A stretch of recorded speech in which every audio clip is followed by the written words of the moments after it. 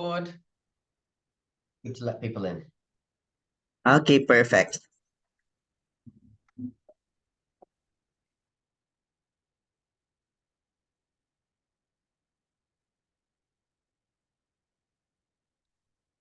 Hello, everybody.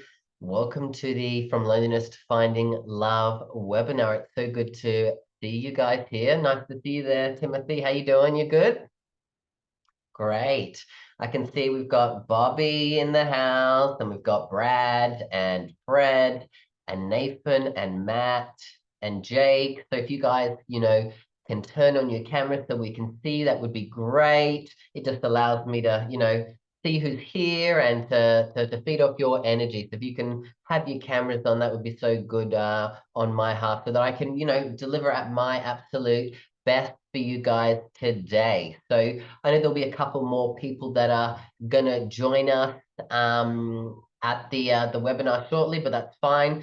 I'm just gonna kick off in just a minute. I do have quite a lot to get through in the next 90 minutes, so I might move a little bit quickly. I hope that's okay with everybody, because I just want to make sure that I can add a lot of value to you guys who came here and gave me your time, and I obviously value that. So if I move quickly, know that that's just because I've got a lot to go through. But if you do have questions or thoughts, feel free to add them into the chat screen, because I want to see what you guys are taking away. And if there's something that's popping up that maybe I haven't made as clear as possible to you, then I can just make sure that I really hone in on that point as well. So I trust that that's okay to everybody. Yes, good morning to you, Matt. And yeah, guys, if you can put on your cameras, that would be fantastic. So what I'll do is I'm just going to jump into the program for today and talk a little bit about what we're going to go through. So as you know, this is the From Loneliness to Finding Love webinar, and it's a webinar specifically for gay men who are looking to find love. Maybe you're in a place where you've been in a relationship in the past and it's just not been working out, and you're trying to find a new relationship. Maybe you've struggled finding a partner altogether. I know that that was my case prior to finding my partner. And when I went through that journey, and I found that so many other gay men have gone through that journey, this is why I've been able to put this in place, and also step into becoming a relationship coach for gay men, because I really want to help spread more love into our community. Because as I'm sure many of you realize, there's a lot of people in our community who are in need of love and deserve finding love from a relationship. So really, the intentions that I have for you guys today is I want to be able to show you guys how to find a healthy, happy, passionate, and loving relationship as gay men. Maybe growing up, we didn't have any or many role models that you had of healthy gay relationships, right? So I really want to talk about how we can help you get to a place where you can attract the kind of relationship that you want. Because as we know, in the gay community, we get the opportunity to kind of define the relationship that we want. We don't necessarily have to stick to those heteronormative views on relationships. So it's about how you can find the right relationship for you as an individual as well. I also want to help you today to understand some concepts that we can put in place that are going to help you become masters of dating, right? So, the first thing is having some confidence to get out there and date properly, right? Have the true confidence to show up as ourselves online. But then also, how do we put our best foot forward so that we can actually get dates, but then also go on those dates, build rapport, have connection, show up as our authentic self, and then get second, third, fourth, fifth dates as well. Because I know that from my experience, and a lot of the gay men that come to me, sometimes, you might go on a date and it never eventuates anywhere. Maybe, it led to, a one night stand or a fling, but it hasn't eventuated into a real relationship. So I'm going to talk a bit about that today as well. Another thing that I really want to focus on is to be able to connect you guys to a supportive gay community that want what you want, that are looking for the same things that you're looking for, right? You guys have all come here today, like for a specific reason, and I know they're all going to be slightly different, but the main concept is going to be the same. You're a gay man and you want to find love and have a happy, successful relationship, right?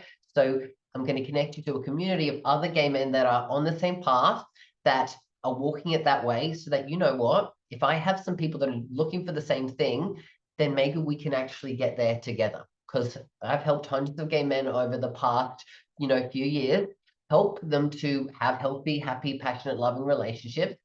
And, there's some keys to success. And some of those keys are surrounding yourself with the right kinds of people so that they can support you on that journey as well. Another reason why I run these webinars is I really want to, find my ideal clients who are looking for that next level of support in mastering finding love and connection, right? Like I said, I am a relationship coach. I do help gay men from all over the world to find love, no matter where you are, no matter where your background is. So I'm also looking here for some people who, are looking to take that next step. I know that not everyone here will be that kind of person, and that's totally okay. I want to add value today to all of you.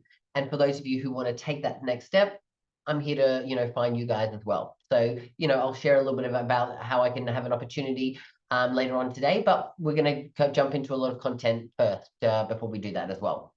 I really want to make today fun and informative over these next 90 minutes. Like I said, learning can sometimes be a bit of a drag, and I want to turn the real drag into something that's fun and informative. So I might make some jokes. I might really add some of my flair, my personality into it. Just know that's me trying to ensure that you gain the knowledge in more than one way. Because for us to store information into our long-term memory and actually take action on it, we have to learn it in more than one way. So I'll be doing that today as well. And then it's really my promise today to really show you a clear path forward for success in finding long-lasting love as gay men, right? There's a formula for it. Like I said, if we followed every single thing that was heteronormative, we might be having relationships that are, end in divorce, because in the straight community, we know that 50-60% of marriages end in divorce. So listening to some of the facts from some of those relationships may not be something that we really want to strive for. So we're going to talk about it from our perspective, from the gay perspective. And I trust that knowing that and understanding that you can relate to a lot of the things that I'm going to be sharing about today. So really, I thought I would quickly share a little bit about, how a lot of gay men will work with me. So as you can see, you guys are here at step number 1, which is the free relationship masterclass, free relationship webinar. I run these currently on a weekly basis for gay men, like I said, who are in your position, who are looking to find a long-term partner or to get out there dating or whatever it is, because again, we've all come from different places in our past. So I just wanted to share a few things that some of the steps that the gay men that come to me often take. The next step that usually people take is I do have an online program. It's an app that you can have on your phone, or you can do it on your computer. And it's got over 50-60 hours of recorded material that's going to help you take it at your own pace. You watch the trainings, you watch the coachings, and then you can go out there and implement those things in your life. It's designed specifically to help you build the confidence to get online dating and be yourself. It's designed to allow you to then market yourself correctly online and then effectively go on dates so that you can connect to people and then get second, third, fourth dates and so on, which lead to relationships as well. But then what happens next is that, some people are looking for that deeper level of support. So I run full day relationship summits, relationship boot camps for people who are looking to really go deep. We spend 7, 8, 9 hours together, and we go deep into all of the reasons why maybe we're struggling, and we go deep into our psyche, our mindset, and understand what's actually held us back. And then we figure out who we are, what we want, and then we create a plan to get there as well. So many people have come to that event, and within a month, they've found their partners. And I'll share a bit about that today as well. I also have group programs and one-on-one programs for people who are really looking to, make a proper transformation in their life. So that's just some of the things that I have that is available to people who are really looking to take that next step as well. So really, let's jump into some of the stuff that, like I said, the main juicy stuff that we've got here for you today. So there is going to be a few things that I'm going to cover today. So one of it is I'm going to share a bit of my story why I'm an expert in relationship coaching for gay men, and why I've helped so many gay men over the last few years to find successful relationships and to improve relationships, because I also help couples or singles that are in relationships to improve their relationships as well. I'm going to talk about some of the main reasons that us gay men are failing in finding long-lasting love. So you're going to find out that there's going to be some of these things that you're going to relate to that are going to be some of the things that are holding you back from having the relationship that you really, really desire as well. I'm going to jump in and also talk about the 5 foundations that you can implement immediately to create a healthy, happy, passionate, loving relationship in your life as well. And at the end, I'm going to share an opportunity for you to take a next step if that's something that you want to do.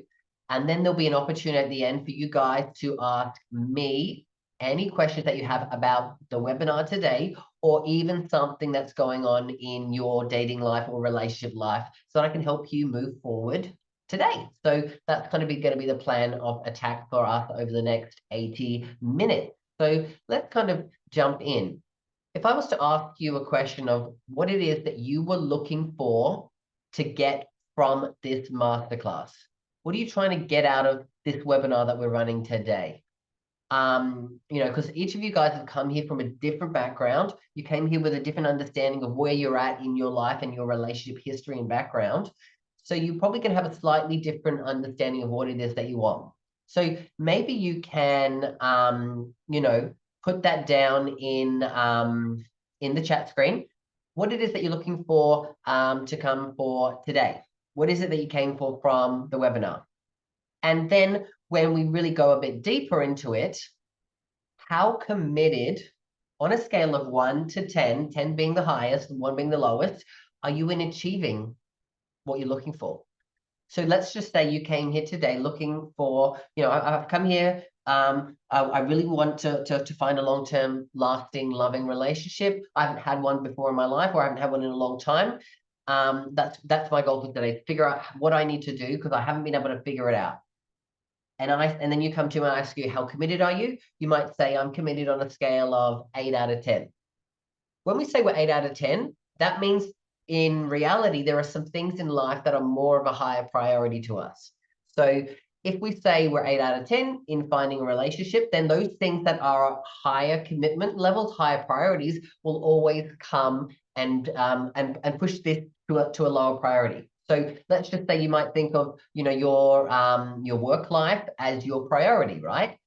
Then anytime work is in the way, work will come above you finding a relationship, right? So I just want to say that to you so you can start to think about the level of commitment that you've been showing to yourself in finding a long-lasting relationship. So your commitment level is going to show you as to the amount of effort that you put into getting results as well. And our past experiences are oftentimes going to come up to the surface when it comes to our commitment level. So we have to sometimes look at, where I was in the past and go, you know what, if I really want something and I'm a 10 out of 10, then I will find a way no matter what to get that in my life as well. So think about why you're here and then how committed you are to having that as well. And yes, great point that Arnell here is my assistant, and she's going to be supporting us throughout today, answering some questions in the background, because so that I can deliver and serve to you at your highest potential. So welcome, Arnell, and thank you for being here today as well.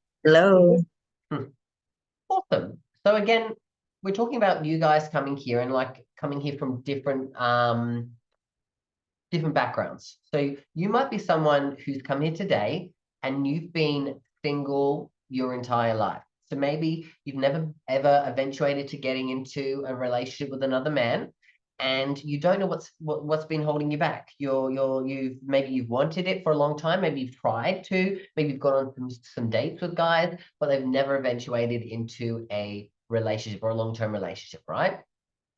You could be someone who's come here today and you've had some short-term relationships. Maybe you've had a number of relationships that have been, 3, 4, 5 months, that they've never gotten to a place of being serious. And when they have gotten to a place of maybe, it taking that next step, something happened within you or the other person that led it to not making it to a long-term relationship. So maybe you're in that boat as well.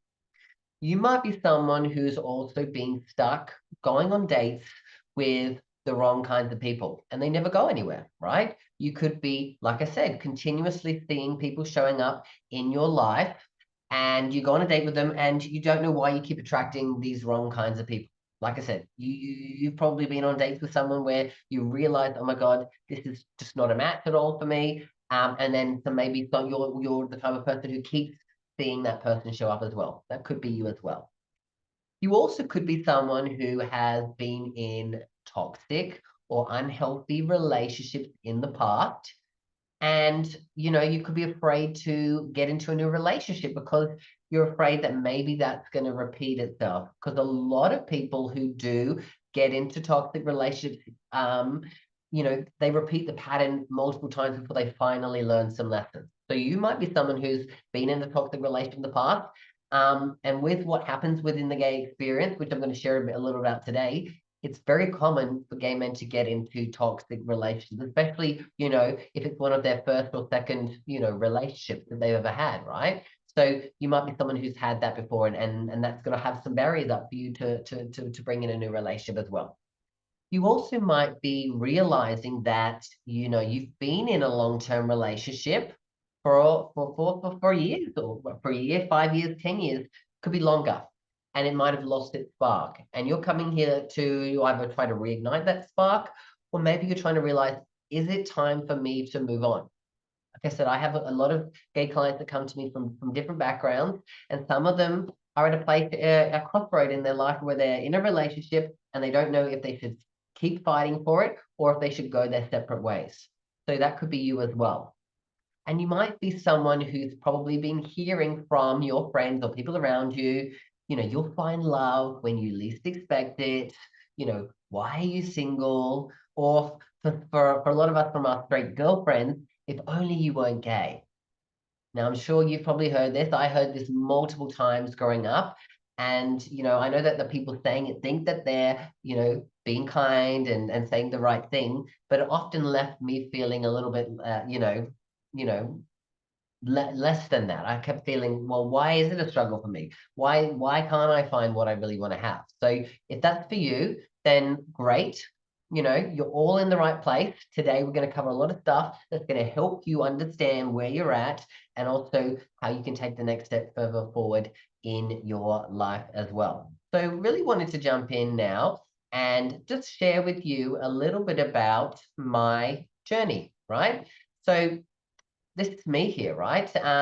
And for the first 35 years of my life, I was single. I only ever had a couple of short-term relationships with other men, and they'd never gone anywhere. Growing up in school, much like many gay men, I got severely bullied. Now, over 50% of gay men will get bullied for their sexuality, right? Now, this can happen in school, it can happen in the workplace, it can happen in social settings with friends, but even worse, it can happen in our own homes from our family, right? And for me, it happened in school, and then which led into the workplace. So school for me was not a good time. The bullying left me isolated. I had no friends and I suffered with depression and anxiety, especially social anxiety. So it caused me to fear going around other people.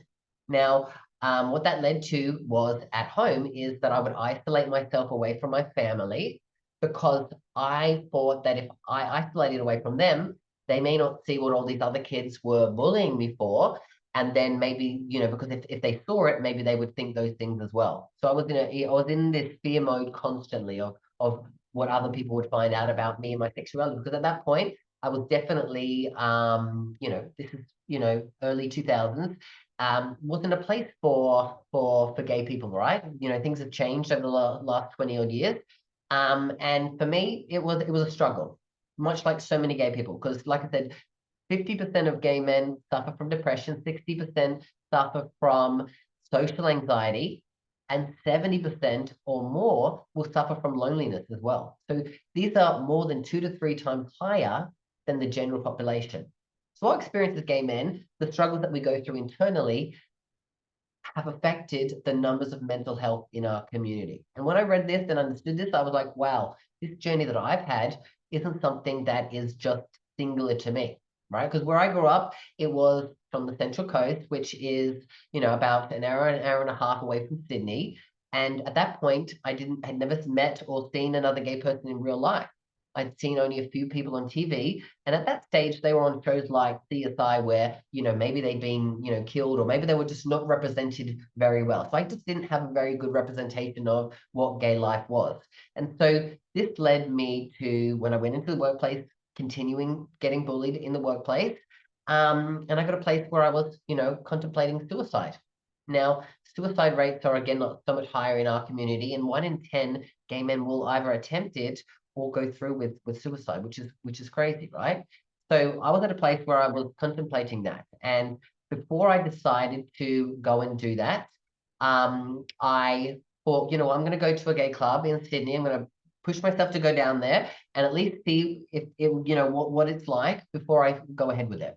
So I built up the courage to finally go down to a club in Sydney, and what I saw was crazy in a sense, because I saw all these other gay men that were just like me. They were in a club and they were having the time of their life, right? They were drinking, they were partying, they looked happy, right? And so my representation of what a gay life was just that, going out to clubs and parties and getting drunk, and then, further down the track, getting high and having the best time, because that's what I thought a gay life was like. And doing that, I became a people pleaser. I found friends, and I started seeing people around me happier life. So for a number of years, I started living a double life. I would have my life on the Central Coast where I was kind of isolating myself still away in my room, going to work, and then coming home, and then on the weekends going out and living this kind of a life. So I got caught up into the party scene quite hard, and that was how I was for well over a decade. Now, I'm not sure if you guys can understand that kind of a lifestyle or come from that kind of a background. But for me, throughout that period, my goal was going out, was just trying to find someone, to find love. So I would go out every weekend, hoping that tonight I would meet someone. Tonight would be different. So I would spend money on, getting myself looking good with my hair and a new outfit, and then, money for alcohol and going to the club and all of these things. And I would do it, like I said, always hoping that I would meet someone. And what would happen is I kept meeting the same kinds of people who were just unavailable, who wanted just sex from me. And so my self-worth and self-confidence was always really, really low. But I was masking the confidence with alcohol and drugs because that's what I felt like I needed to. And whenever I went home after these places and I was on my own, the depression was still there, the anxiety was still there, and the loneliness was still there. And that went on for well over 15 years. And um, which I'm sure you guys can probably relate to if you've been in those kind of situations. So I spent, probably well over $200,000 unresourcefully trying to find love, and kept getting the same response. And at the core of it, the main problem is that I didn't love myself. I didn't really like myself. I didn't feel worthy within myself. And because of that, people that were showing up were showing me those same kinds of things. So I tried that for, like I said, over 15 years. And I got to a place a couple of years ago, about almost 3 years ago now, where I was at a rock bottom moment. It was the start of COVID. We couldn't go out and actually see people. And I was at home stressed because I'd worked hard in my career. I was, at that point, I had a team of 300 people leading a massive team. And I was at home all the time. And I was basically drinking every single night to just get through it. And I was at a place where I said, you know what? I've tried for 15 years to try to go out every weekend to try to find someone to go on all the apps to do these things, and no one loves me. And I was looking for them to love me so that maybe I could love myself. So I decided that, you know what? I'm sick of this. And I went on a bit of a spiritual and a bit of a journey within myself, because I said to myself, you know what? If I'm not going to find someone, I need to stop expecting someone else to love me. I went on a journey to figure out how I could deal with some of the problems that was going on in my life, deal with all the stuff that was causing me to feel depressed and anxious and lonely. And I needed to get away from the alcohol and the drugs and the sex and all of these things that were happening that kept causing me to feel worse and worse and worse. I pulled myself away from that kind of a scene. I pulled myself from dating and I worked on myself. And I went to all of the big, personal development courses because I really wanted to heal myself. And so I went to, all of Tony Robbins, all of Brendon Burchard, all of Grant Cardone's, all of, all of the big names. And throughout that period, I really was able to, find people who could support me on my journey of growth and transformation and healing. And when I started to do that work, I realized that one, the things that were causing me the most unhappiness was one, I wasn't feeling passionate about what I was doing for my career. So I was stressed out all the time, had a big responsibility, because I thought that was what I was supposed to do: go out, get a great job, go study, get a great job, and have lots of money. But I had lots of money, but it wasn't causing me any happiness at all. So I decided that I would go into doing something that I'd always wanted to do, which was help other gay men. Like I said, when I found out the numbers of the mental health in our community, I said, I have to do something about this, especially when I was working on myself and seeing myself transform and heal myself. So I went on a personal journey. I worked, I opened up my own coaching business. I ended up quitting my career. I ended up moving overseas to Bali because I wanted to get away from a big city like Sydney and just get into more of my spirituality. I focused on my health and fitness. Like I said, I got clean and sober and worked on that area as well. And then what happened was when I came to Bali, I decided that I was ready to get back onto the dating scene.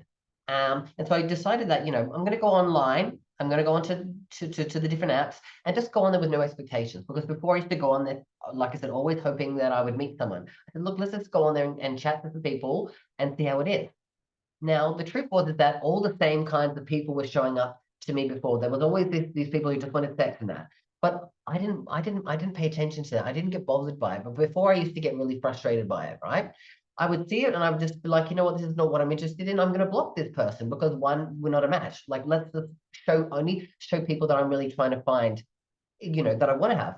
And so I started going on a few dates. And then the people that I was going on dates with, I'm like, wow, I'm actually connecting to these people on a different level.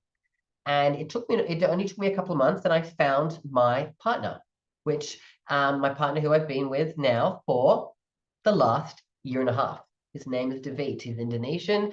And we met here, and pretty quickly I knew that our relationship was going to be different. And I knew that he was on the same kind of a level as me, on a personal level and on a journey of growth as well. And so we've been together for the last 18 months. It's been the most fulfilling relationship that I've ever had. Of course, it's the one that's led me to where I am today. And throughout that journey, I've, like I said, been able to help like so many gay men either improve their relationship with their current partner or to find long-lasting love. So I wanted to share a bit about my journey because I want you to know that in order for us to get where we want to go, we do have to do some work on ourselves. Like if we find someone from where we're at, sometimes we're going to find that we're going to see things that necessarily we don't want to have. And maybe you've been the type of person who's been on a number of dates with people and you keep finding something wrong with them. And oftentimes the reason that is because there's something that we see within ourselves that is wrong with us. So doing the work is going to help you along that journey as well. So those are some of the key things I wanted to share with you today, especially when we're going through and talking about, finding a partner, because I guess that is exactly what, we're here to do, is to find a partner. So when you look at this and you think about your own journey, I want you to ask yourself, how much time and money have you spent unresourcefully looking for love? Now, when I calculated it over the years, like I said, the going out, the partying, all of the things, I spent well over $200,000 unresourcefully looking for someone to love me, right? How much do you think you've spent over the years on whatever it is, whether that is, like I said, going out every weekend or whatever, in hopes that you'd find someone, whether it was, going online and paying for all of these different apps or online dating sites, right? That could be that, depending on what it is for you. I want you to think about it and go, maybe type in the chat screen if you feel called to, how much time and money have you spent unresourcefully looking for love? Because this is something I want us to think about. Because if you're like me and you spent $200,000, That's crazy, right? They say the definition of insanity is doing the same thing over and over again, expecting a different result. That was me. I was doing the same thing for 10, 15 years, hoping to find someone, but not changing anything and just repeating, rinse, repeat, rinse, repeat, rinse, repeat. Like I said, it was only when I did make some changes and started doing things differently, was when I got a different result as well. So that's something I want you to think about as well when you're really contemplating how much you spent there as well. So let's kind of go in and let's talk about some of the people that have had success with me. Now, this is one of my former clients, Rob. He came to me, I would say came to me about 18 months ago for the first time. And he came and he joined one of my 6-week programs that I did. It was called Finding Your Fulfillment. It was an online program. And Rob was at a place in his life where he'd been single for about 5 years. He pulled himself away from the dating because in the past, he had had only toxic relationships, meaning he'd been in some relationships with men before that had often led to, physical and verbal and sexual abuse at different points. So he'd pulled himself away because, he was afraid to go again because he'd only had toxic relationships in the past. So when he'd come to me, he'd been in a previous coaching program and he got burned by them. So he'd been there, he paid a lot of money for them, and he hadn't got any results from it. He felt kind of a little bit ripped off. So coming to me, he was very low in his trust. But after we had a conversation and I invited him to come to the online program, he decided to give it a go. He joined the program. It was a 6-week program. He did that, and then he came and joined my group program.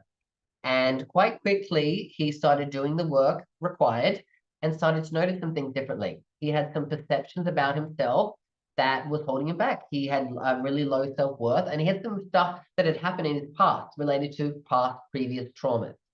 So I did some stuff as a master NLP practitioner that helped him release his past trauma.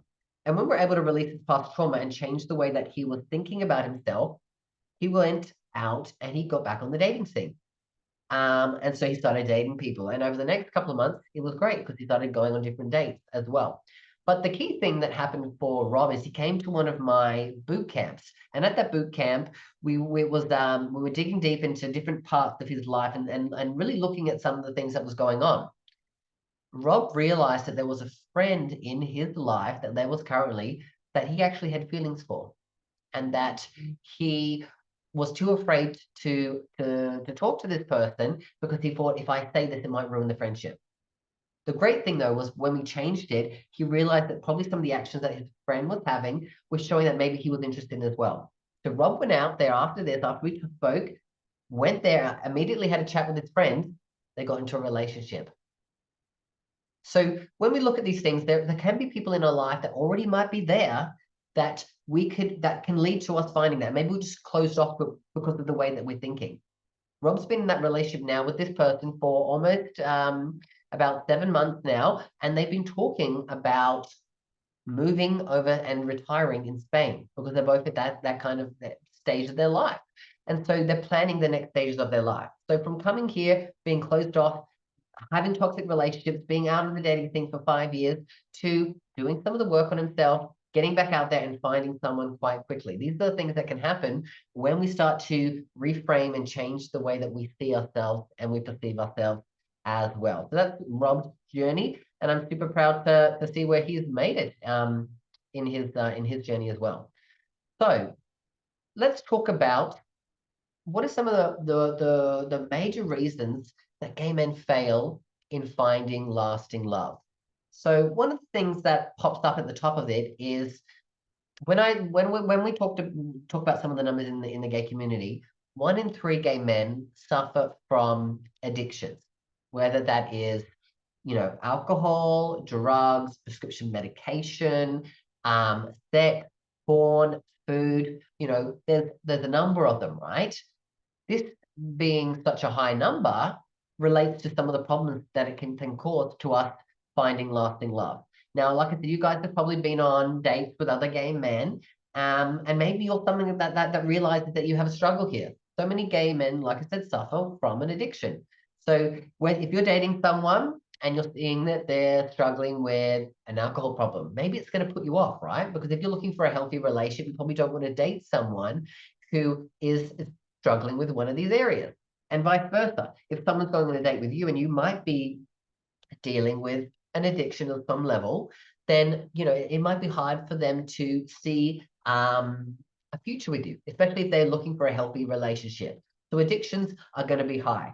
Now, one of the major ones that not everyone clicks is a big problem in their life is porn.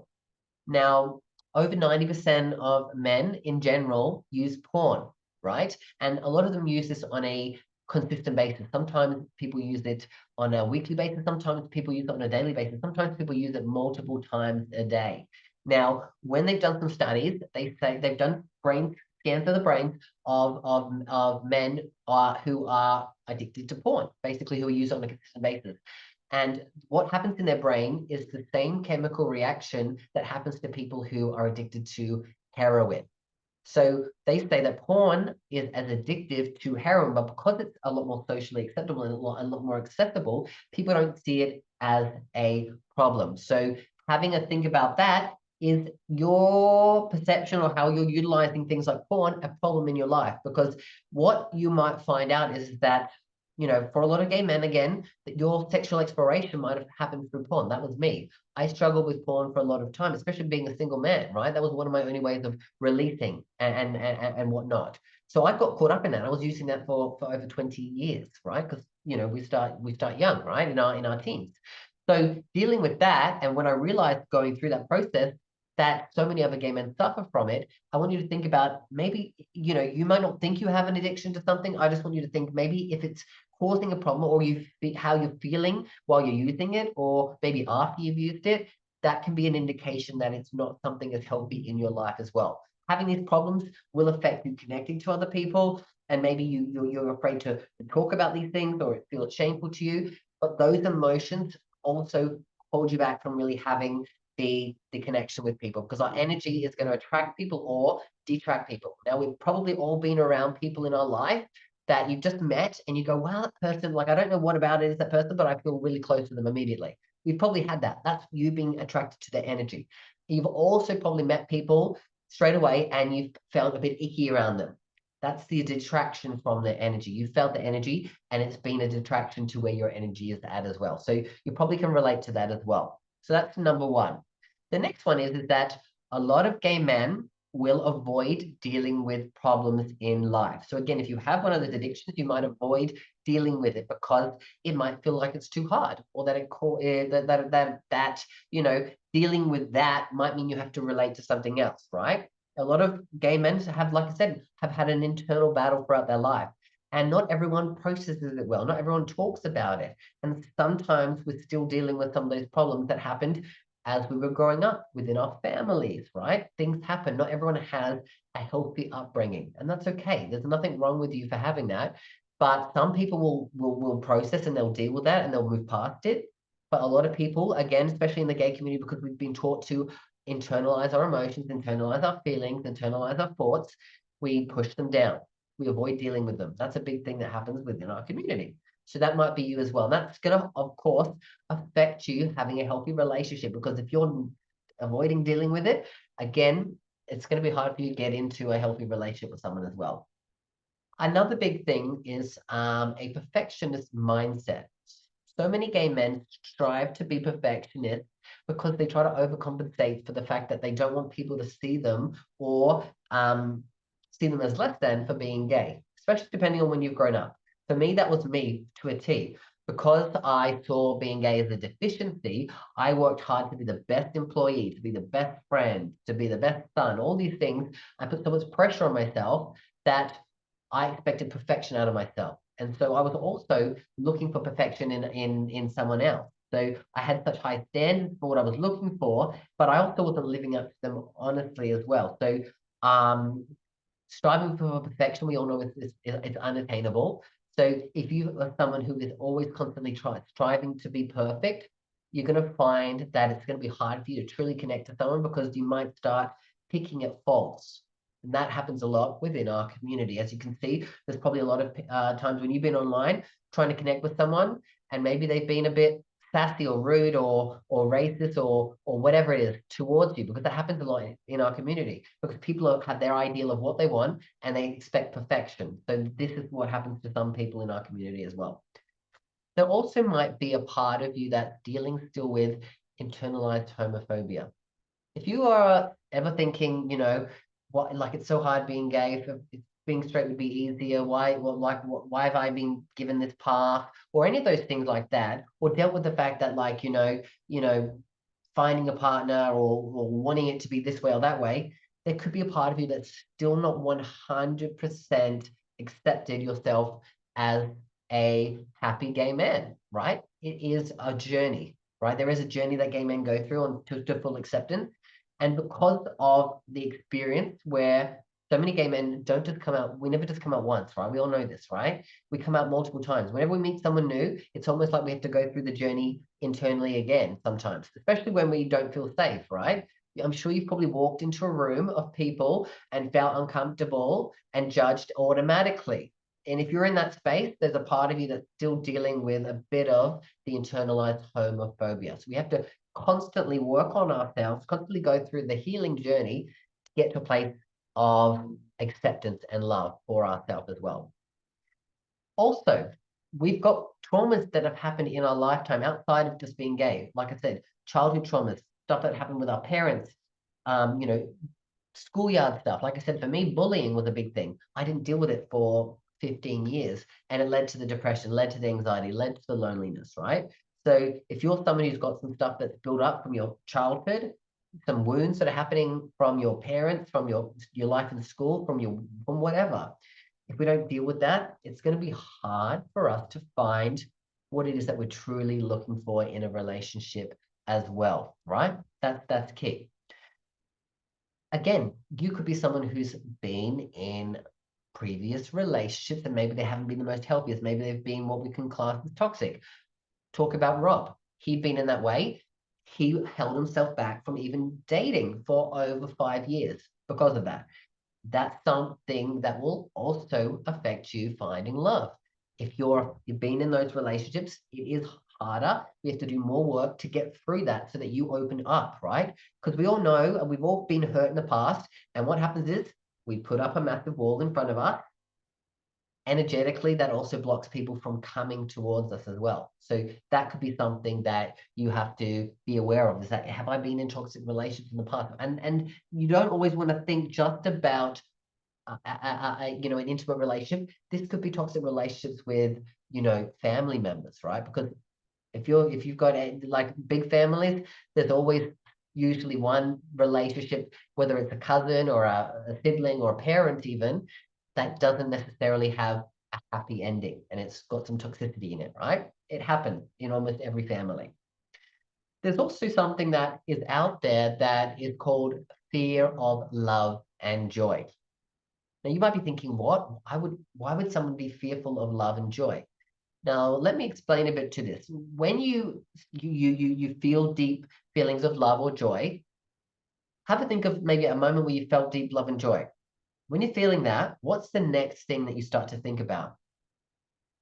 Now, for over 95% of people, what they think about next is, oh my God, what's going to happen to lose this? I don't want this to end. And they start worrying and getting into a bit of anxiety about, oh my God, like something's going to happen. Something wrong's going to happen, right? This is too good to be true, right? We've all heard these things before and probably gone through it. So people have a fear of love and joy. So they unconsciously stop themselves from feeling it because they're afraid of then losing what they've found as well. So that could be something that you're dealing with as well. And that's going to, again, affect you in finding a long-term relationship.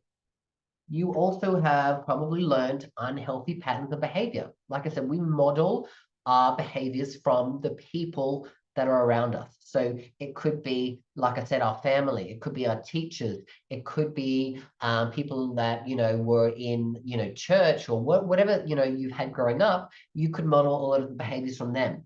And unfortunately, some of these behaviors are going to be unhealthy, right? And so if we don't really work to change the patterns of behavior, what will happen is they will affect us, and they will affect us in having relationships. Because again, some of these unhealthy patterns of behavior will affect the way that we take actions.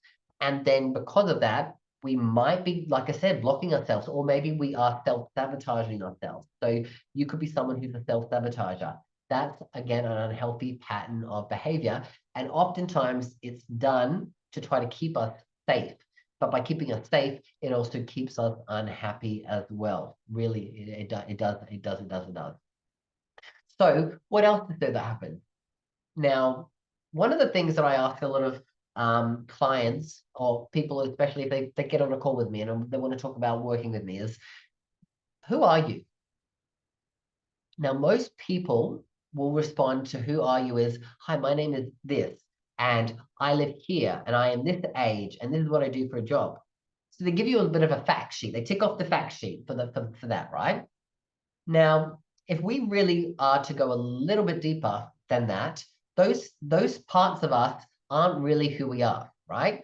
On a deeper level, on say a more emotional level, on a more mental level, on a more spiritual level, you are more than the facts about you, right? So a lot of gay men, because of the journey, they don't necessarily have a deep understanding of who they are, because again, through our experience, gay men, we've learned to repress and push down emotions, or push down thoughts, because we're trying to protect ourselves. And because of that, we often maybe struggle to understand fully who we are. Correct. Morals and values are who we are. That's definitely a part of it, Timothy. Definitely a part of it as well. So understanding a deeper level of who you are is going to help you get what you want. But struggling to know who you are and not being able to answer that to yourself, even, let alone other people, will affect you attracting the right person. Because if you don't know who you are, how are you then going to attract someone? Because someone's not going to want to be with someone who they don't know who they are, right? You've got to know, understand yourself first before someone else can understand and love you in that way as well. So that's something that's important as well. Now, another thing that often happens is that there's a lot of beliefs that we have that are incorrect about ourselves. So maybe it's something that we don't believe in ourselves, or that we even deserve a relationship, right? That was a big thing for me. I struggled with the feeling that anyone would love me. So then I felt unworthy and undeserving of a relationship. That could be you as well. You could be in that place where maybe you don't believe in yourself enough. And that's okay. We've all been there. It happens. It's part of our experience as well when we go through the stages of coming out. Now, obviously, I don't have enough time to go through that today, but that's something that I go through in the group program. And I can see one of my clients, Mark, he is here as well. So he knows that we go through the stuff in the program as well there as well. Another thing that might be a belief system is that you also might not believe that there's someone out there for you. You might think that, we talk about soulmates. Some people then go, everyone else might have one, but not me. Everyone else might get love, but it's just not going to happen for me. There's not a match for me. I don't see how there's going to be someone for me, right? That could be something that you think about as well. And when we start thinking this way, what happens is we stop taking action. We stop doing the things that are going to put ourselves out there, that are going to attract us to talk to other people, to maybe put us go online dating as well, right? So the beliefs will shape our actions. And so if we believe negatively about ourselves, we're going to take less action. But if we believe positively and we work focus on that, we will take more action in regards to getting what we want. So we talked about the commitment level earlier. We might be at an 8. We're going to take less action than someone who's at a 10 out of 10 commitment level. So the 10 out of 10 will continue to do stuff, even if they have a bit of a setback, right? Those are the things that happen. Now, you also might be someone who's like, yes, I'm aware of having these kinds of problems in my life. Maybe I'm aware that I have got some internalized homophobia. Maybe I'm aware that I do have some previous traumas from my upbringing. Maybe I have had previous toxic relationships, but maybe you're someone who doesn't know how to change or do anything about that. That is a big thing that happens. Yeah, I know my problems. I talk about them every day. I just don't know what to do about them. And that could be the boat that you're in. Again, that was me. I was king of knowing about all the problems, but just someone who just didn't know what to do. And on a deeper level, I was too afraid to do something about it as well. That was really the truth of that as well. And that came down to the next point, is that I didn't know how to be resourceful. I talked about spending so many years being unresourceful, looking for love, right? Doing all the things, going every single weekend, hoping that I would find someone. That was unresourcefully me trying to find love. It was only until like I said, I flipped the script and turned myself away from the dating scene and just focused only on me when I started to be more resourceful. Like, wow, like if I work on all these things, then when I'm ready to get out there dating again, I'm actually going to be in a place to find someone in a healthy way. So that is key as well, understanding how to be resourceful. And then finally, letting inner saboteurs take over. Now, again, I don't have a huge amount of time to talk about this because, I could go on about this for a whole 90 minutes. But we all have inner saboteurs within our brain, and there are 10 different inner saboteurs that we have that block us. Maybe they have us avoiding dealing with problems. Maybe they have us being a perfectionist. Maybe they have us procrastinating, right? But we all understand that we have voices in our head that, maybe aren't healthy or positive at times. And so those are what we call the inner saboteur. And what we need to do is learn how to, live with them and actually not necessarily listen to them. Like they're going to be there. They've come there. What we say in the personal development world is that there is a devil in every level, meaning as you grow, there's something that you have to work through to get to the next level and to the next level, to the next level, right? So being there will always be an inner saboteur, but it's about what are the tools that we can incorporate into our mindset that will help us move forward and actually, like I said, not listen to those inner saboteurs anymore. So those are the key things that happen for gay men who are looking to find long-lasting love. So what I'd love to do now is I would love to talk about another one of my clients, previous clients, Ron, who was working with me. He came to me pretty much 2 years ago. And Ron came and he joined a program much like this. He came here looking for a few different reasons. He was at a place in his life where he was late 60s or pushing to that stage of 70, and he'd been married, he'd had a family, and he'd only in the last few years finally accepted himself as gay and come out. So going through that process, he was going through a divorce, which was causing a lot of pain on both sides. He was trying to find someone and trying to replicate his relationship that he had with his wife. And the big thing that I guess Ron was struggling with is that he kept dating men and kept wanting to I guess, fit the relationship into his heteronormative view of a relationship, because his relationship had been for over 40 years, right? So he had one track mind of how it needed to be.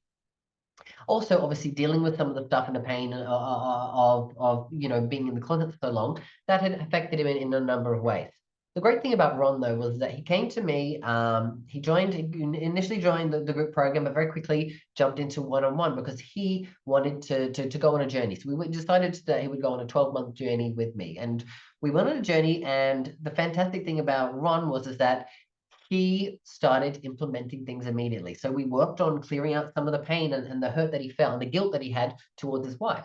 He was able to have communication with her and talk about this to get to a place of happiness and work out stuff so they could divorce amicably and still remain friends and still have part of family things so that, he could support that.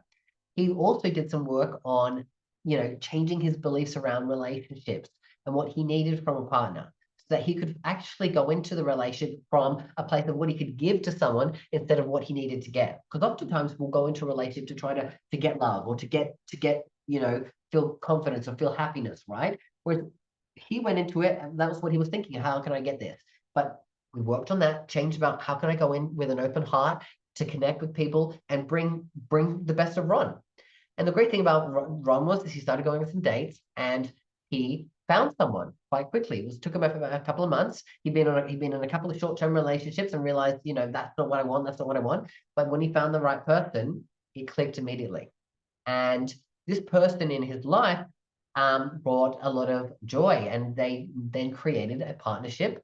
When traveling, he met because his family was living overseas, because he's from Canada and his kids were living in England. They went and traveled together, and they met, like the partner met the kids. So Ron went able to find a relationship, but he didn't do it by going through the heteronormative way of it. He had to get rid of some of his old beliefs and go through the work. And we did that on his journey. And so I'm happy to see that Ron is now in that relationship and he's happy. And he's also gone and changed so many other areas of his life. He was a hairdresser for 50 years. He's moved out of that profession and he's now running his own online business, doing network marketing for a health company because he's got some health. He had some health problems and started taking supplements and realized how great they were. So his journey has changed and transformed because he did some of the work on himself as well. So it's important to note that you'll find that these things will happen as you go on that journey as well. So that's the journey of Ron. Super happy to see that happen for him. So let's jump in and talk about what are some of the foundations, what are the 5 foundations for you to have a healthy, happy, passionate, loving relationship in your life. Now, foundation number 1 is you attract someone that is a match to the energetic level that you are at. So what does that mean? So when we talked about before that healthy people don't want to date someone who's unhealthy. So like, again, if someone is in a healthy place in their life, mindset, healthy living, they don't want to date someone who's an alcoholic, right? They're not going to do that. So I want to look at that on the same thing when we talk about energies. Like I said, we talked about how you will meet someone and you'll feel good about this person automatically, and then you'll come meet someone else and you can feel negatively about them. So people read our energies. So for us, if we want to go on dates and we want to be putting our best foot forward, we need to also work on ourselves so that we can produce a positive energy out to the world. So if you're, like I said, if you've been on lots of first dates and they haven't gone anywhere, it could be a factor that maybe there's a part of you that hasn't got your energy in check. When I say energy in check, that means that we're still dealing with some problems. Maybe we've been avoiding them. It could be an addiction. It could be, like I said, previous traumas. So when we clear up those things, we clear up your energy field, and then what happens is you start to see different people coming into your life. Now, like I said, for Rob, he had someone in his life that was there, a friend. When he cleared up the way that he thought and his energy level, the connection was there with that person. So they, like I said, they could be in your life. Or, you know what, they could be somewhere in a random Facebook group or whatever, because, you know, that's what happens. Things will happen. So foundation 1 is you're attracting someone that is a match to the energetic level that you are at. That is super important. So I want to ask you a question then. If you were being honest with yourself, is your current energy that you put off positive or negative? When you're going on dates, are you coming across desperate or needy at times? I used to do that, and I didn't even know that until I see what I see now and look back on that version. I go, he was very desperate and needy. But in the moment, I was avoiding reality, so I didn't expect myself. But I want you to really have a think about it. Do you, when you go on dates, do you have the mindset of, oh, I hope this is the one. I hope he likes me. I hope this or that, right? Because that energy will also come across desperate or needy, and that person that you're on a date with can often feel it. And the one thing that is probably the most repulsive to people when it comes to dating is desperation or neediness, right? People don't want that feeling of that because it feels like a heavy feeling on them, right? You might have noticed that if you've been on a date with someone who has been desperate or needy, it automatically makes you repel from them. So being honest, do you feel that you're putting up a positive or negative energy, especially when it comes to meeting guys, going on dates, etc., etc., etc.? Foundation number 2, getting clarity on who you are and what you want in a partner is how you attract the right person in your life. So again, if we don't know who we are, how can we attract someone? If we don't know what we want in someone, how are we going to attract someone? Because oftentimes when we don't know what we want, we'll have this really broad spectrum of people. And then we'll find that, okay, no. We keep looking for all the things that we don't want. And then we keep finding them. So the more that we understand what it is that we look for, the more narrow it is. And then the more we only attract people within this broad range here, right? We like I said, for me, when I was going online before, I would, I had no idea what I was looking for. So I would attract this person and that person, this person, that person. But when I had done the work and when I came to Bali and I was ready to get back on the dating scene, mine was very thin. So when I started going on dates with people, they were only fitting into this category. And I was chatting to people that were very different to who I would chat to before. So thinking about, do you know who you are? Do you know what you want? If you don't, those are some things that we want to work on. That's something that I work on, like I said, with my clients during some of these, like I said, boot camp events, the full day events. We've done things like I called the King's Boot Camp, relationship boot camps in the past, where we literally spend 8-9 hours focusing just on this, who we are and what we want, so then we can build a plan out and how to get that. And what we find is most people who come out of that come out, like I said, with a clear path forward, and then they start to see different people showing up in their life as well. So asking yourself a question again is, how clear of a vision do you have of who you are and what kind of a relationship that you want? Are you clear on that? Do you need some help with that? Is that something that you think if I put some work in, I would be able to get some better results, right? Am I too broad right now? Am I all the way over here and I need to narrow it in and get a bit clearer, right? Get a bit clearer, figure that out. See if that's something that you can think about. Maybe I need help with that as well. Next one is foundation 3.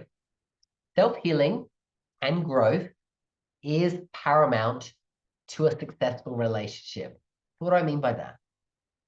As you saw before me, I was dealing with a lot of stuff that happened that was going on for 15, 20, 30 odd years of my life. I was not dealing with it. One of the biggest problems in the gay community is people don't deal with their problems because we have such an internal battle, internalized view of the world for our experience of coming out.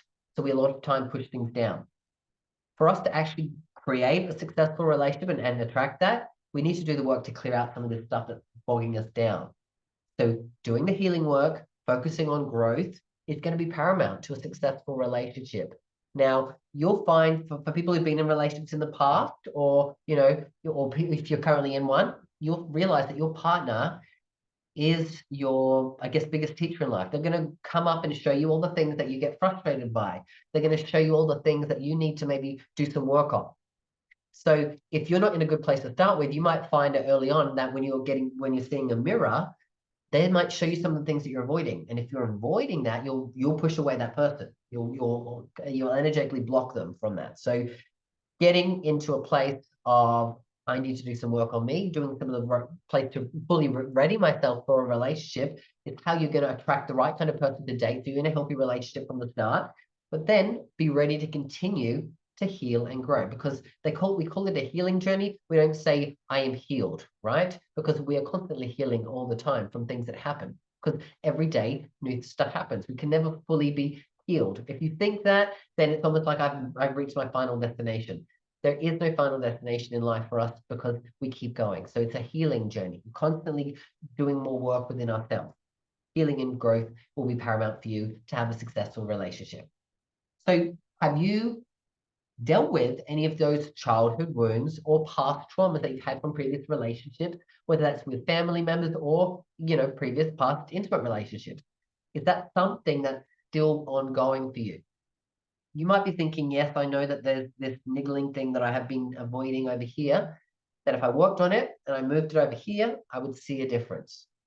I would like for you to start to notice those things that maybe you have been avoiding, and say, hey, if I'm really serious, if I'm really committed about having a relationship, I need to do some work there. Maybe I need to get some help from someone who can help me in that area of my life so that I can, like I said, be in a better place for myself. Because at the end of the day, oftentimes, like I said, we're looking for a partner. We're looking for them to love us so that we can probably love ourselves. If we flip the script and fully work on loving ourselves, then all we have to do is then focus on loving our partner, because then it's going to come back to us. The more you give, the more you receive. So that's something important for us to focus on as well.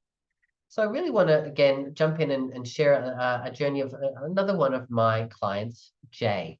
Now, Jay came to me almost a year ago, and where Jay was at in his life was that, he was really successful at a successful business that was going really well. He had, he had his own home, so he had finances in order.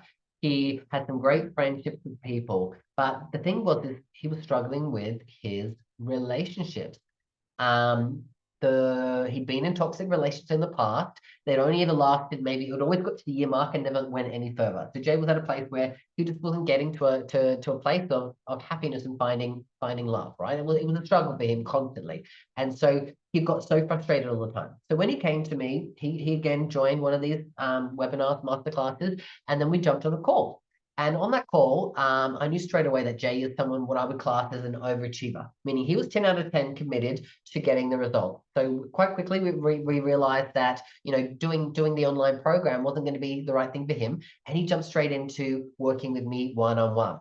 And immediately we worked on some things, changed his belief, worked on some of dealing with some of the stuff from his toxic relationships that he was holding back. And he implemented immediately. When I say immediately, like we were having sessions once a week, every little bit of stuff was done almost within a day or two. And he's like, okay, what's next? And so like we were even messaging between stuff, like you can do this, you can do this, you can do this. Quite quickly, within 1 month, Jay found his partner and randomly found them on Facebook, marketplace of all places. He was posting something for sale that he was selling from his business. This person came to inquire about it. And next thing you know, they went on a date. And now Jay has been with that person for the next 12 months. So I'm not saying that you're going to go on Facebook Marketplace, go looking for dates on Facebook Marketplace. What I'm saying is when you start to do the work and you start to make the changes, it's almost immediately that you can bring people into your life if you really believe it's possible. If you still don't believe it, it's going to take some time to change those beliefs.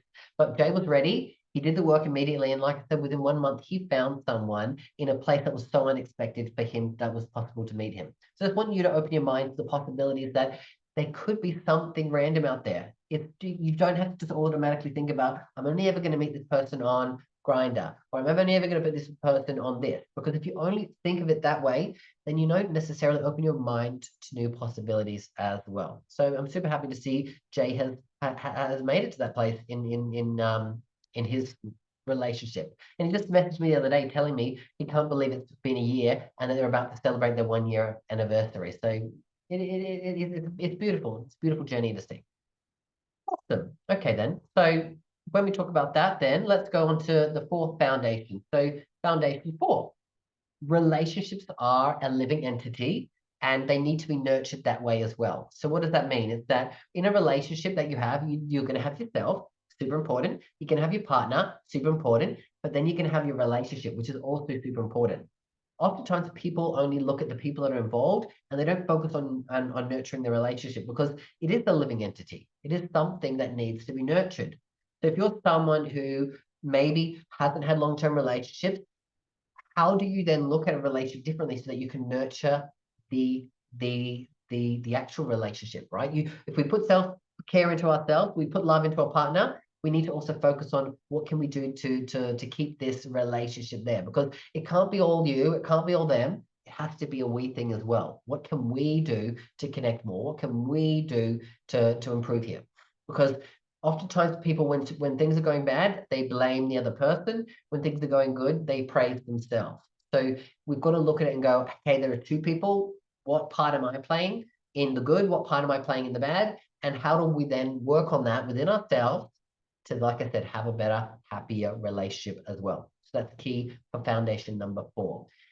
In this one here, I want you to be thinking about how have you treated past relationships? You know, how have you looked at them? Have you nurtured them? Have you not nurtured them? Right? Maybe that's why they ended. I don't know. Like I said, depending on where you sit, right? Or if you've never had one in the past, maybe think about how you viewed other people's relationships. How have you had, perception of your parents' relationships, or, your friends, or, other family members, right? There are going to be different perceptions that you have. Maybe, a relationship that you see of celebrities that you like, right? What are your perceptions of relationships, and how do you think that they're affecting, your idea of what the relationship is that you want to have? Because maybe that's holding you back from having that as well. And then foundation number 5, which is one of the most important foundations, they're all important, is getting outside help is going to be paramount to a healthy, growing relationship and, finding long-lasting love. Oftentimes in life, we might be going to ask advice from people who aren't qualified. Now, what do I mean by that? Oftentimes, and I was victim of this in the past, is I would always, for dating advice, I would be asking all of my single friends questions about it. What do you think I should do with this? What do you think I should do with that? All of my single friends would give me their version of it, and it necessarily didn't work out. So asking a single person, relationship advice or dating advice may not be the best person to ask for, right? Same thing as well. If you've got people in your life that have relationships, and maybe they don't have healthy relationships, going to them to ask them advice what to do in a certain situation might come back with some not so great advice. So making sure that you find someone that you can trust that, can be an expert that can give you the right advice is going to be paramount for you to have a healthy relationship or to date, right? So making sure that you find right people to get help from. Because if we keep asking the wrong people, we keep getting the wrong advice, and we keep going around there. That's what we call the unresourceful way of doing things. The resourceful things is to find someone that you trust, or find someone that you admire, or find someone who is a professional that can actually help you, give you the right advice as well, so you can get that as well. So what I want you to think about here is, who have you been asking for help with finding long-lasting love? Have you been asking the right people, or have you been asking the wrong kinds of people? If it was me telling you from before, I used to ask all of my straight friends questions about dating. And the varied range of questions the answers I got would be crazy. And so if you listen to one person, you'd get different advice, this person, right? Because again, they didn't have any expert advice. They were coming from what they would do. And that's probably why they've stayed in a single place as well. So finding someone who can support you in the journey is key to getting you what you really, really want to have. Now, I wanted to share another one of my clients here who is actually here today. So I'm not sure if he's around to share, but Mark is one of my clients who's been working with for 2 years. And Mark came in a little bit differently to everyone else. He was actually in a relationship when he came to me. He'd been in a relationship for, I think it was almost 15 years at the time. And I think they were in a bit of a, rough spot. So if Mark's there, I'd be happy if you want to share, Mark. There, I can see your camera off. So maybe you're not available at the moment. He decided to join today, and I just noticed that he was there. But anyway, he wasn't in the best place. They were fighting a lot. He called them what his term were World War III fight. There you are, Mark. I'll get you to unmute if you want, and you can share a bit of your story so that the guys can hear it straight from your mouth. Hello, Mark. Yeah, I'm trying to think what to say. Tell me about your journey of it. Yeah, how's your journey yeah, from where you were with Grant yeah, to now? yeah. So as you know, it's always been very rough. Still is rocky from time to time, but I think in the time I've been with you, I think there's been like a 98% improvement, yeah, for the better. So we've got very different communication styles, and different love language. But learning that his love language is primarily action, and mine for the most part is verbal. And so me putting out the recycling and bringing in the washing and doing just actioning various things really improve things. Just talking to him the way that he talks, there's like a 180, and he started saying how much he loves me and started hugging me and things. And so we kind of those movies, where they do the body switch, where the girl jumps into the boy's body or vice versa. It's a bit like that. So that's where we're at now. Um, we've exchanged wedding rings this year or Yes, last year, right? yes. Uh, yeah. And I'm always learning. I'm always learning about him and me at the same time. So in terms of, like I was saying to Christiano earlier today, for most people, if you yell at them or go psycho, that usually will cause a fight or escalate a fight. But for some strange reason, whenever I shout and yell, he's more responsive and caring towards me. So a lot of times it's just observing what works and doesn't work. And because he's primarily action based and we start having a fight, it's better for me just to um, put out the recycling, because that's one of my frequent arguments.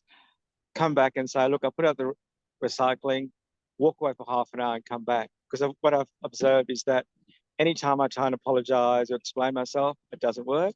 But just having that 10, 20-minute timeout just seems to bring everything back into calmness. So it's really, for me, it's been about learning um, what our different languages are. Like he talks Grant and I talk Mark, and we also have this kind of hybrid language going on. So just observing what works and what doesn't work, and just having the courage mainly to be honest, because you think, oh my God, I'm not gonna say what I'm really thinking because we're going to be divorced or something really horrible horrid bad's going to happen. And sometimes that is the case. Yeah, that's true. You have that initial rocky road, and then boom, you sort of vent it, get it out there, and it just comes back to um, a calmer, um, more peaceful way of talking. And I just say on a high and happy note, I think it's only man or only relationship that I've ever been in that I actually love him more and more every day. So it's just like really weird. I'm the sort of person that meets a guy and thinks he's falling in love 5 minutes after meeting him and wants to marry him tomorrow. Historically, that's the sort of person I was. Yeah, I get you. But when I met him, he was just someone that I liked and wanted to be around, but it wasn't intense. But every anniversary, every once in a while, I think, oh my God, I really love this person. And a big part of that is actually trust. Trust is a huge thing. I'm a hypersensitive, skittish person at the best times. So just trusting that I am actually loving him and that I'm actually having a love experience and having faith in that experience and just enjoying it. That's happened a lot in the last month or so. And also what I'm doing too is um, just trying to love him for the sake of loving him. Previously, it's always taken like quadruple bypass or thyroid or um, cancer in the leg. It's always taken some ginormous medical emergency for me to be so acutely aware of how much I love him. And I think, well, it'd be nice if I just loved him without the medical emergency. So that's where I am now. It's just loving him in the moment and trusting the experience. Yeah. I love that, Mark. And yeah, you telling me this earlier today that you loved him more and more each day warmed my heart. So I'm super happy to see that that is exactly where you are at. So let's give a little bit of a clap for Mark, deserving of that, because you've come a long way in your relationship. I'm super proud of you, yeah? Cool, awesome. Well, appreciate the share there.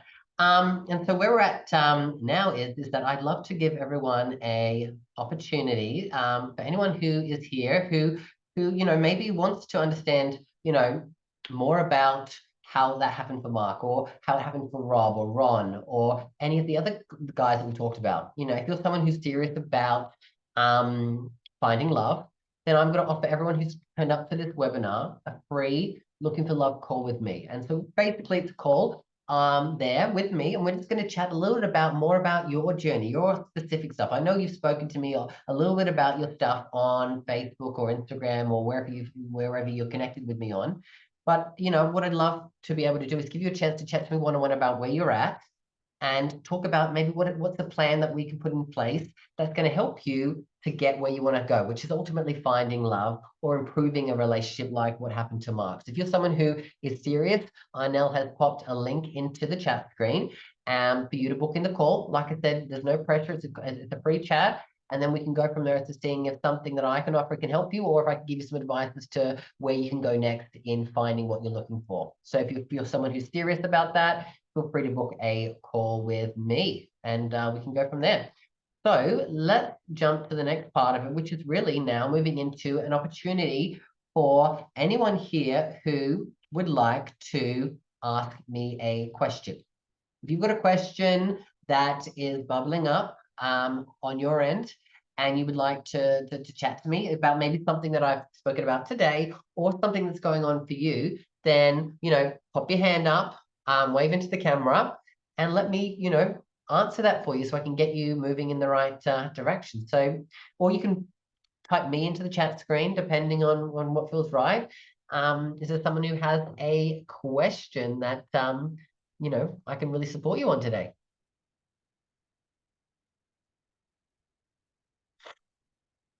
Anything from you, Timothy? You good?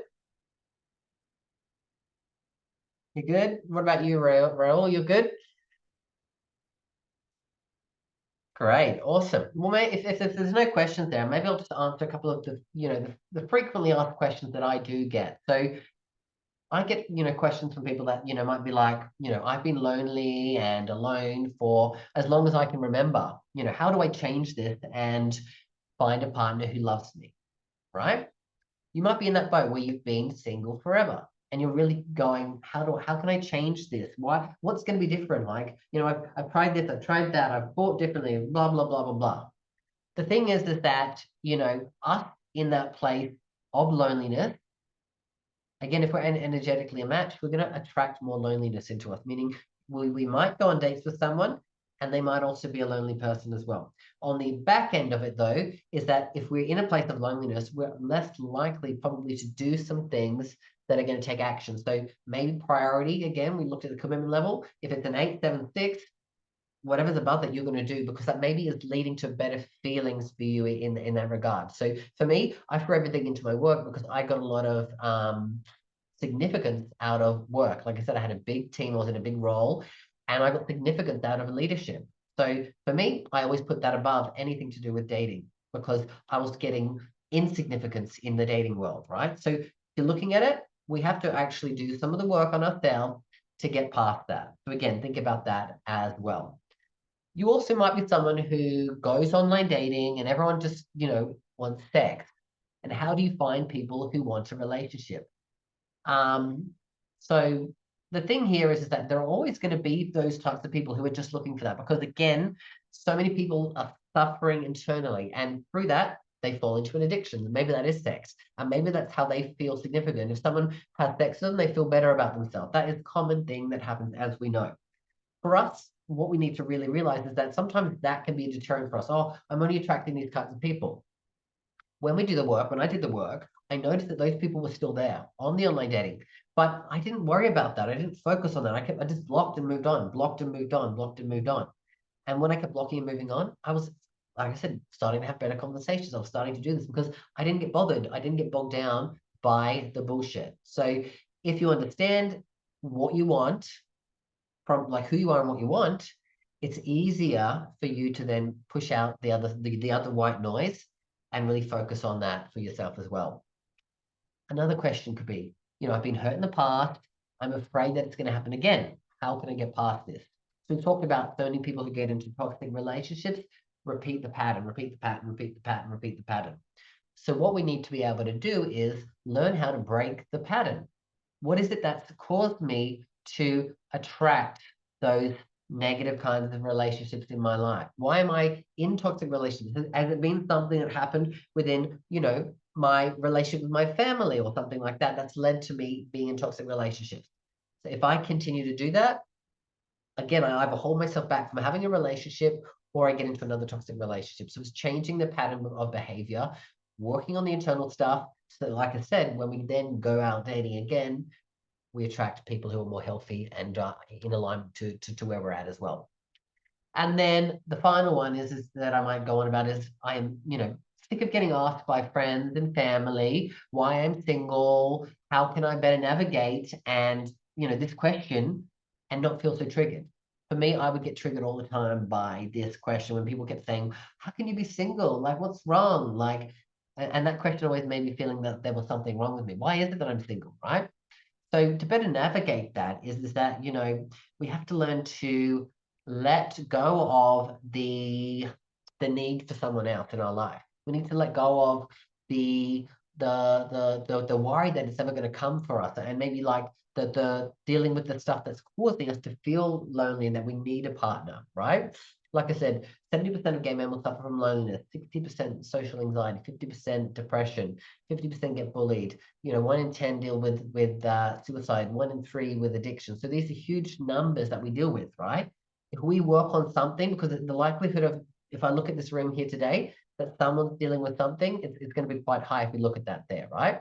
So if you're in that place, it's about figuring out how do you best navigate that so you can get the results that you want and then not get so triggered by it anymore. Cool. So I trust that that's helped you there. And yeah, what is it? Monogamy is not very common within the community. How do you recommend navigating this? I feel opening my relationship I was in for 11 years was the start and the end, and pulled us apart. Any suggestions? And yes, that is true. There is a lot, because of the conventional way of living life and heteronormative views of relationships. Gay men didn't have to fit into that, right? We didn't have to get married, find a partner, get married, have kids, right? So there's a different view of relationships, which is common. Now, the funny thing is I get a lot of people who come to me, Timothy, that also say the same thing, that monogamy is not very common. But when I really look into the details and actually do some research, it's actually very split down the middle. There's probably 50% of people that are monogamous, 50% that are, you know, into more conventional open relationships. So again, if we have the mindset that it's not common, then again, we're likely that it's going to track to that. The reality is the opening of the relationship, you're feeling that it might be the downfall. In 95% of cases, it's usually not. The reason why people want to open it is that there are other problems within the relationship that maybe we're avoiding, we haven't been processing properly. And that's just someone, maybe the other person's step to, instead of saying, I'm not happy, let's open it up. You know what I mean? So it's another person's way of saying, instead of saying the truth, they mask it with, oh, let's try this, right? Maybe they in their head, they think that they're trying it. But a lot of times when someone, especially after that many years, wants to open something up, it's because there's other things that have led to unhappiness. Though, like I said, I'm not sure if that's your case or not. But if you want to chat about that, then obviously you know that you can book a call and we can talk about those things as well. But for me, suggestions are, when it comes to it, is that, again, get clear who you are, what you want. If you're so clear on that, and you want a monogamous relationship, then you will be able to get to a place where you will find someone who's like that. Again, if it's 11 years and there are other things that you might probably realize looking back, this is the problem, this is the problem, this is the problem. I would say if you wanted to save it, deal with the problems instead of avoiding them as well. Because after 11 years, likelihood is that there was something else that was going on. Does that make sense, Timothy? Perfect. Awesome. Appreciate that. Awesome. Was there any other questions that anyone had for me that they wanted to bring up now? Of course, if not, you can obviously book your call and we can have a chat about that as well. But if not, we're very much close to the 90-minute mark, and I did promise that I would get everyone else out on time because I trust and value your time. So just wanted to say thank you very much. I value your time. I appreciate you being here. For those of you who are going to book a call, I'm really excited to get a chat to you to see, you know, if how I can help you is going to be beneficial. If not, you know, like I said, I frequently run newer kinds of webinars and events every few months. So if there's something else that takes your fancy, of course, you're always welcome to come and join these as well. Awesome. Well, for the rest of you guys, enjoy your evening, enjoy your day, enjoy having, you know, wherever you are in the world. If some of you are in the UK or whatever, time to go to bed because it's really early for you as well. Cool. All right, guys, I'll catch you all soon. Thank you so much. Take care. Bye.